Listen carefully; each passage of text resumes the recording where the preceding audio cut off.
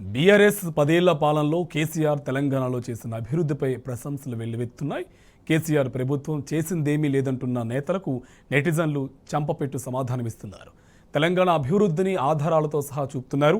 నీతి ఆయోగ్ గతంలో ప్రకటించిన ఏబీపీ ర్యాంకింగ్లో తెలంగాణలోని కొమరంభీం, ఆసిఫాబాద్ జిల్లా తిర్యానికి భారతదేశంలో నెంబర్ 1 స్థానంలో నిలవడమే కేసీఆర్ పనితనానికి ఓ ఉదాహరణని స్పష్టం చేస్తున్నారు.